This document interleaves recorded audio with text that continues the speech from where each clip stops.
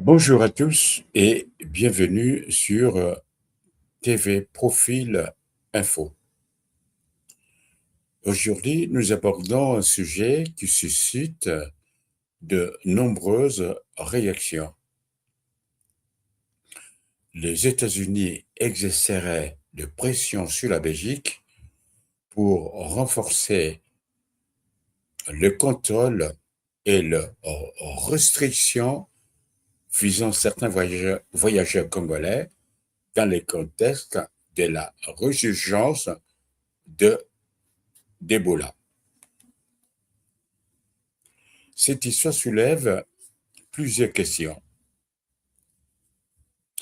S'agit-il d'une mesure sanitaire légitime? Les voyageurs congolais sont-ils injustement ciblés? Quels pourraient être les impacts pour la RDC, sa diaspora et ses relations internationales?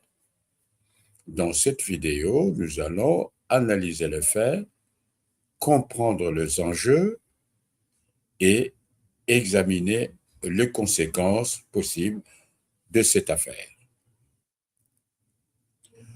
Pour comprendre cette polémique, il faut revenir à la source du problème. Ebola est l'une des maladies les plus virales redoutées au monde.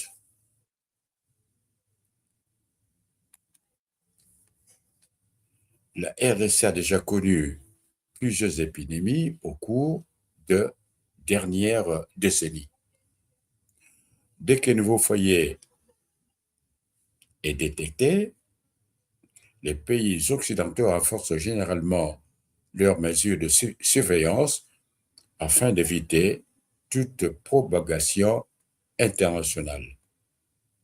Cette fois encore, la réapparition du virus a provoqué une réaction rapide de plusieurs gouvernements. Les autorités américaines affirment vouloir protéger leur population en limitant le risque d'importation du virus. Mais la question demeure, ces mesures sont-elles proportionnées au risque réel?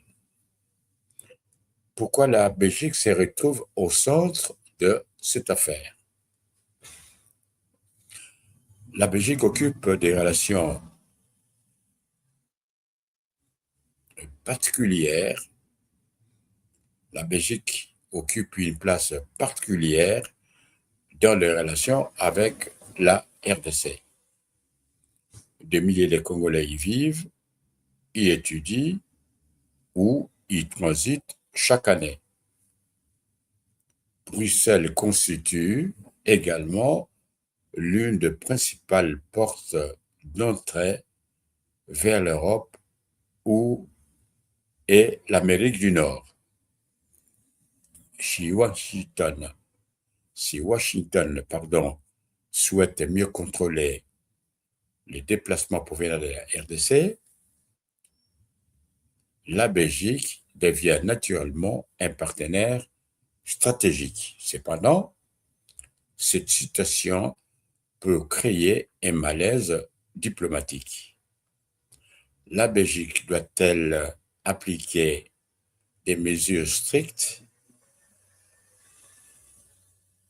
sous l'influence américaine ou doit-elle privilégier une approche européenne fondée sur l'évaluation scientifique de risques? Les voyageurs congolais sont-ils victimes d'une injustice? C'est sans doute la question la plus sensible. De nombreux Congolais estiment qu'il est injuste de voir toute une population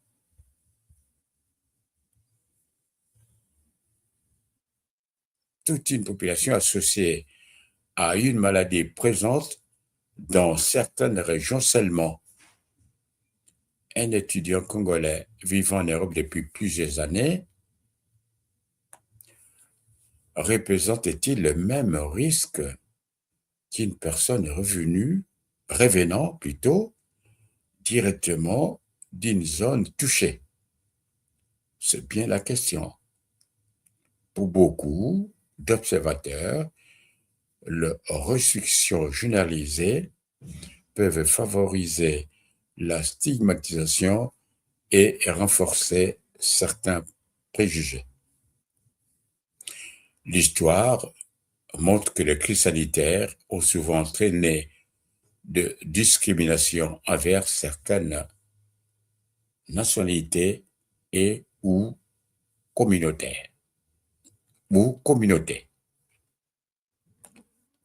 L'histoire montre que les crises sanitaires ont souvent entraîné de discrimination envers certaines nationalités ou communautés.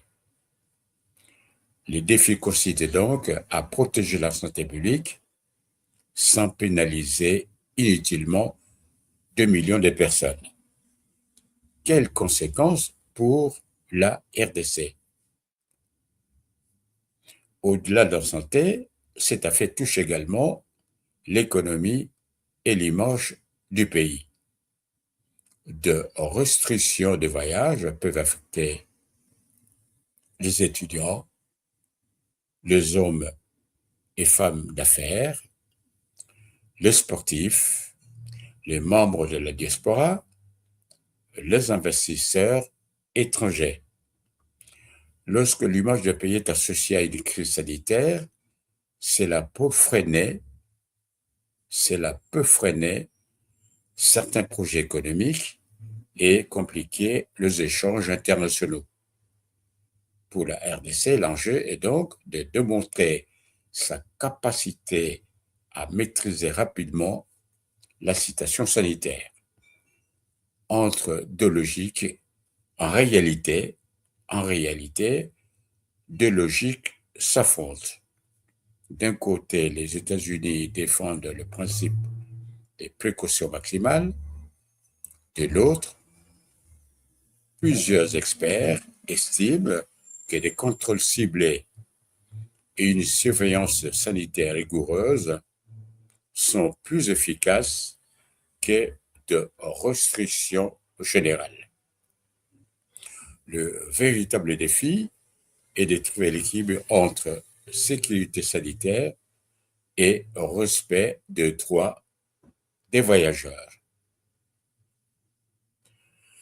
Cette affaire autour d'Ebola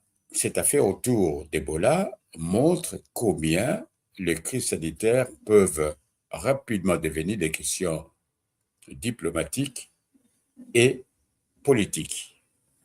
La protection des populations est essentielle, mais les mesures adoptées doivent rester proportionnées, fondées sur la science et éviter toute stigmatisation. La RDC devra non seulement combattre le virus, mais également préserver son image à l'international et défendre les intérêts de ses citoyens. Et vous, que pensez-vous de cette situation? Les restrictions visant les voyageurs congolais sont-elles justifiées ou excessives? Partagez votre opinion dans les commentaires. N'oubliez pas de liker cette vidéo, de la partager autour de vous et de vous abonner à TV Profil Info pour ne manquer aucun décryptage sur l'actualité congolaise et internationale. À très bientôt pour une nouvelle analyse.